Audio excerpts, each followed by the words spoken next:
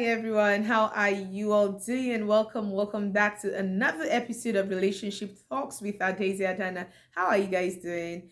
It's been like a week since I did a video. I am so sorry about that.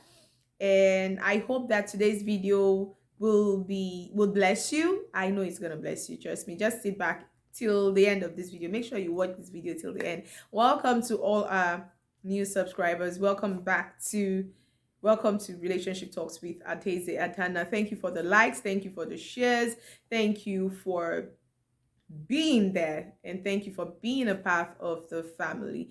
Today, I would like to talk about what I've titled How to Rekindle Emotional Intimacy in Your Marriage or in your relationship. How to rekindle the emotional connection between yourself and your partner. That can be another way to describe what I'm going to be talking about today.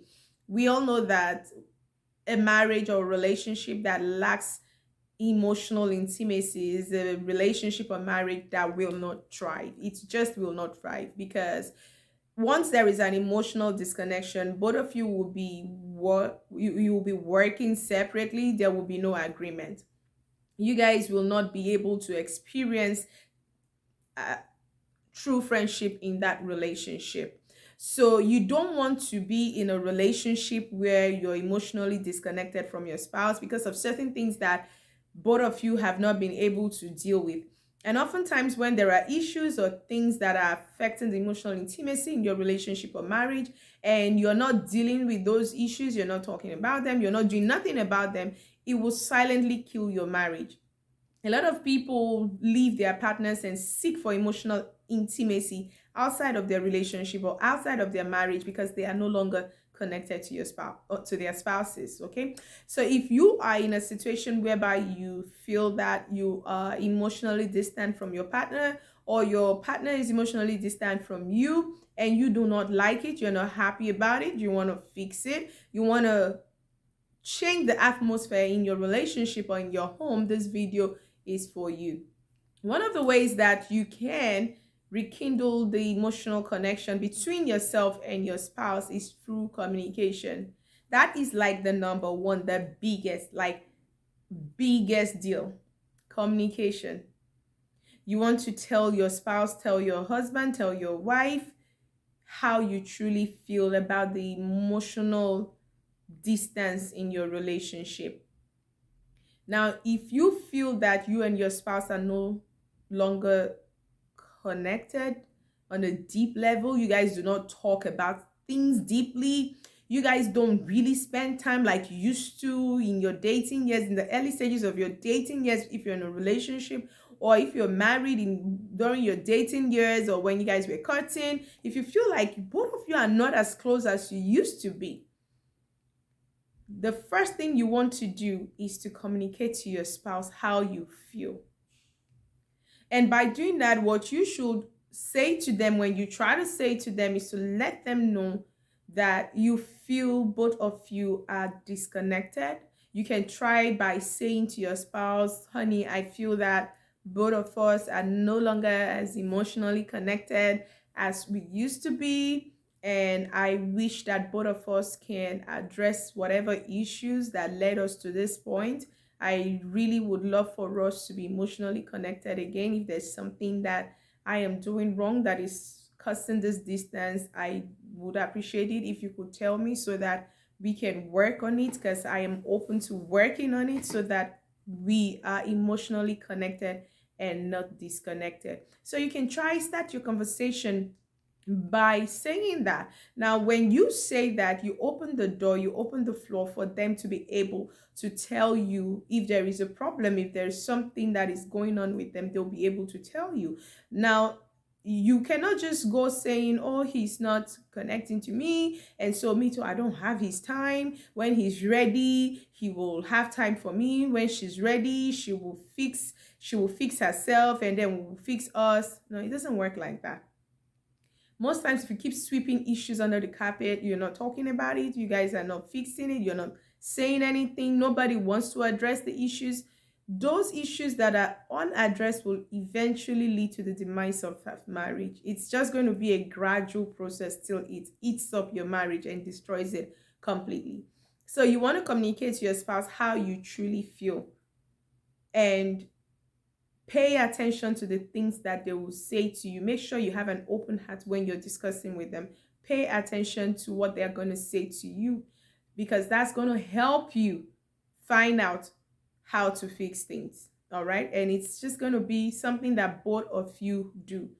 To reconnect emotionally is not just something one person will do. One person has to be willing to say, okay, this is why things that you're doing that I'm not happy about. And the other person should be willing to say, okay, I'm going to work on it. And then if that person starts to work on it, then the other partner who stated that that person was doing something they really didn't like that was causing the distance, once you see that this person is making an effort, you also have to do your own part by reciprocating and trying to bridge the distance that both of you created in your relationship in time past. So you see, it's like a team effort. It's not just something that one person is going to do. Okay, I've told you what is causing the emotional distance. You sort it out. And when that person is sorting it out, you're still creating the wedge. You're not letting that person come close. You're still having resistance. No, you're not going to do that, because you can see that this person is really trying. Once you see that your wife, your husband is trying to close the gap between both of you, don't keep creating the gap. Give room for reconciliation, give room for emotional connection. So number one, you want to communicate about it. And number two, which is like a baby from number one, don't play the blame game. Please do not. A lot of us say we are having a communication with our spouse. We want to tell our spouse that, we don't feel emotionally connected anymore, but rather than tell them how we feel and find out things that we might have done or whatever it is they are dealing with that is causing the emotional distance, we start to blame them and say, you are the reason why this is happening. You are the reason why there is no love in this marriage. You are the reason why I can't connect to you. You are the reason why. No, you're not going to do that. You're not going to play the blame game.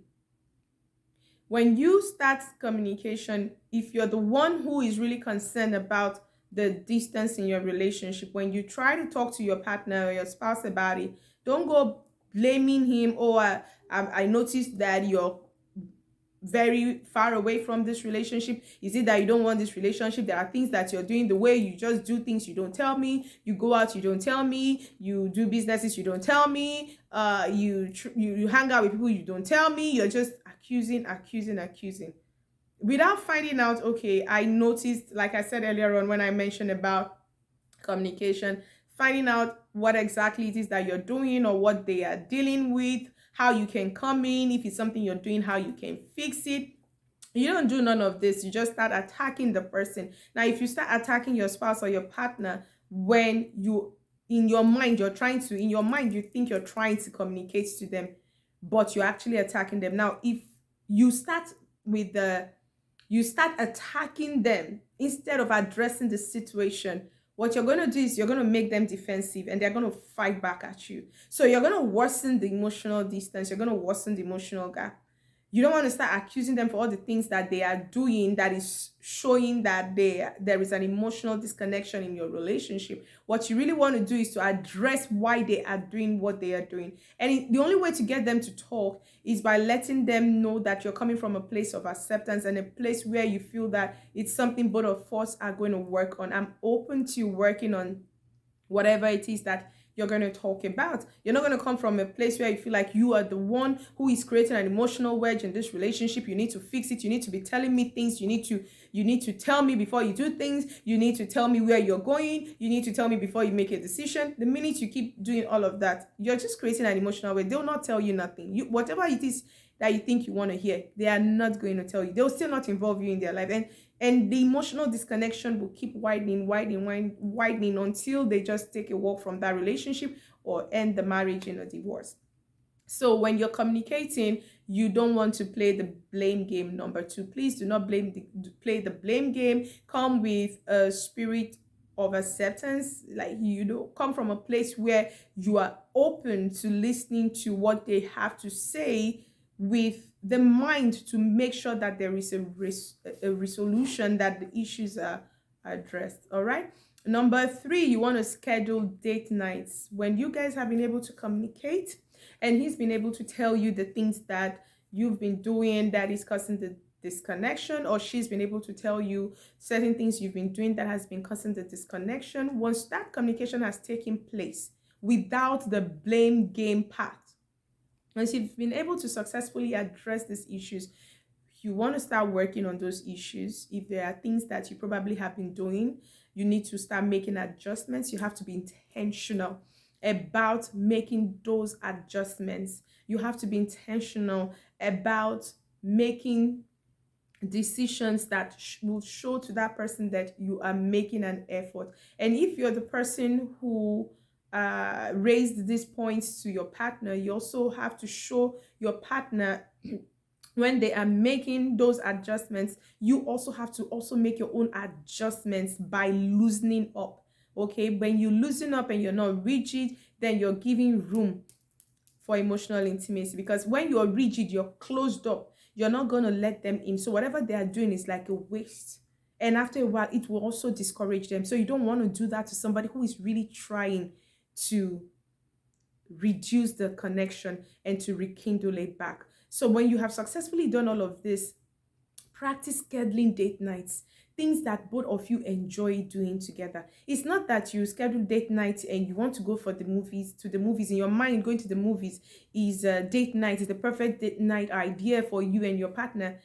And you just tell him, okay, honey, I want us to go to the movies. And he says no, and then you get upset.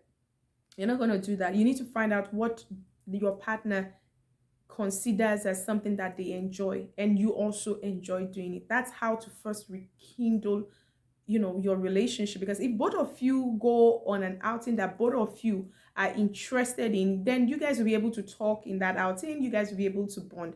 But if it's just one person, you see that person is just, the other person will now be struggling. So when you're scheduling date nights, you want to do things that both of you are very much interested in. So if you guys enjoy going to the movies, of course you go to the movies together. If both of you are interested in if you're in the ministry, you both love God and you go to church.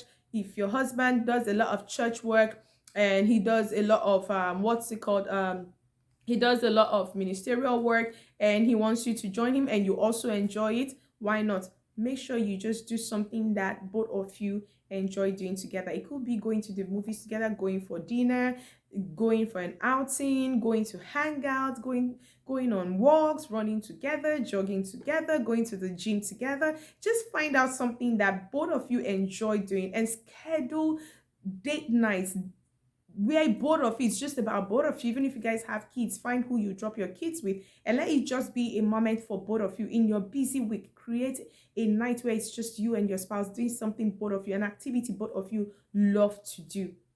It will help to reconnect you both, because when you guys go on outings like this or date nights like this, it helps to deepen emotional intimacy. You guys will be able to talk about things outside the walls of your house, outside of drama of children, outside from, just where you're used to. It's just something different you guys are doing. And all of these activities have their way of bringing you guys together emotionally. Now, if you're able to do this number 3 and you guys are doing it successfully, then you will be able to do the next one, which is sexual intimacy. If there is no emotional intimacy, the sexual intimacy in your marriage will be mechanical. And this is for those that are married. It will be so mechanical. If both of you are not emotionally connected to each other, both of you will just be seeing that as a physical act sorry, more than an emotional act. So you want to work on all of these things and also work on your sexual intimacy. You have to be intentional about giving each other pleasure. Find out, just a second, let me take some water, please. Hold on. I'm back. I had to take a sip of water. Something was just like right here in my throat. Okay. So if you both are not connected emotionally, your sexual life will suffer, because both of you will just not really enjoy your sexual moments together. It's just going to be mechanical. You guys will not be able to feel your body. If both of you are emotionally connected, the sexual act is not just going to be just bump and grind. No, it's going to be a deep connection where both of you will feel yourselves, like you can feel your souls exchanging pleasure with each other. And that's the point you want to get to in your sexual life with your spouse. But you have to work on all of this so that your sexual life with your spouse will be great. And once you guys are able to get to this point, you need to increase the frequency of your sexual intimacy together.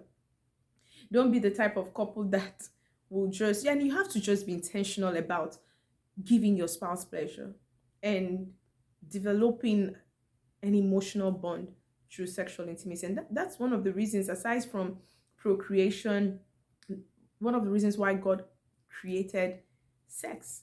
It's just basically because he, not just for procreation, but for companionship, so that both of you will enjoy being each other's companion. So if you are the kind of couple who just once in 2 months, once in 3 months, it's going to kill your emotional life. There is no way you both will be so deeply emotional if both of you you just do once in 3 months, once in 4 months. It's going to kill the emotional intimacy in your life. So you want to work on anything that is causing that type of delay in intimacy, that type of long period in intimacy, because it's not right. It's not, except for maybe your spouse is ill, or your spouse is going through some certain maybe mental breakdown and all of that. That's totally different. But your spouse is okay, your spouse is saying everything is fine, and both of you don't are not intimate in bed, you frequently, there is just no way your emotional life is going to be deep. So you want to increase the sexual intimacy in your marriage, and that starts from fixing whatever it is that has caused the emotional disconnection in your relationship. I hope that you enjoyed watching today's video. If you enjoyed watching today's video, please click the like button. Do not forget to share, and do not forget to stay connected. Till I see you all next week Sunday, stay blessed and stay emotionally connected to your spouse. God bless you.